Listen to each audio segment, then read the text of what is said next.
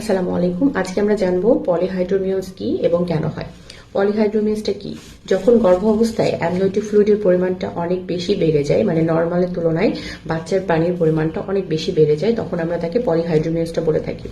Normally এটাকে আমরা 5 থেকে 25 পর্যন্ত ধরে থাকি। যদি এটা 25-এর বেশি হয়ে যায় তখন তাকে আমরা পলিহাইড্রোমিয়ালস বলে উল্লেখ করে থাকি। পলিহাইড্রোমিয়ালসটা কেন হয় এটা খুবই গুরুত্বপূর্ণ। যদি মায়ের ডায়াবেটিস হয়ে থাকে, যদি মা বাচ্চা পেটে থাকাকালীন ডায়াবেটিস হয়ে যায় অথবা তার আগে থেকে ডায়াবেটিস আছে, এরকম যদি কোনো সমস্যা থেকে থাকে তাহলে কিন্তু পানি বাড়ার একটা চান্সেস থাকে।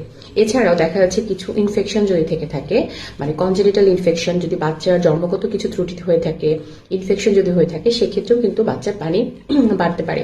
এছাড়া দেখা যাচ্ছে যে বাচ্চার জন্মগত কিছু ত্রুটির মধ্যে বাচ্চা ভালো মতো পেটের কিছু অবস্ট্রাকশন আছে, মানে ঠিকমতো খাবার থলির পরিপূর্ণতা না, সেরকম ক্ষেত্রেও কিন্তু আপনার দেখা যাচ্ছে যে পলিহাইড্রোমিয়ালস হতে পারে। এছাড়াও আপনার রক্তের গ্রুপ, ঠিক আছে, আপনার রক্তের গ্রুপ নেগেটিভ, আপনার হাজবেন্ডের পজিটিভ, সেক্ষেত্রেও বাচ্চার যদি পজিটিভ হয়, আরএস ইনকম্পিটিবিলিটির একটা সমস্যা দেখার জন্য কিন্তু আপনার পানি বেশি হতে পারে। এছাড়া যাদের টুইন প্রেগনেন্সি, মানে হচ্ছে বাচ্চা দুইটা আছে, তাদের ক্ষেত্রেও কিন্তু এরকম আপনার পানি বেশি হতে পারে। ঠিক আছে, তো আপনাদেরকে কি করতে হবে? প্রথমত তো আপনাদেরকে নিয়মিত ফলো আপে আসতে হবে, ডাক্তারের পরামর্শ নিতে হবে এবং আল্ট্রাসাউন্ড করে করে দেখতে হবে যে পানির পরিমাণটা কেমন, কতদূর বাড়ছে কিংবা কমছে কিনা।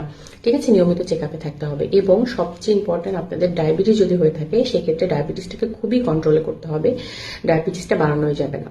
এক্ষেত্রে আপনাদের দেখা যাচ্ছে যে যদি আপনি এই ধরনের কোনো মানে কমপ্লিকেশনে ভোগেন তাহলে আপনার আগে থেকেই একটা ডেলিভারি ঝুঁকি থাকতে পারে, অথবা দেখা যাচ্ছে যে সময় না হতেই আপনার ডেলিভারি হয়ে যেতে পারে, যাকে আমরা প্রিটার্ম ডেলিভারি বলে থাকি।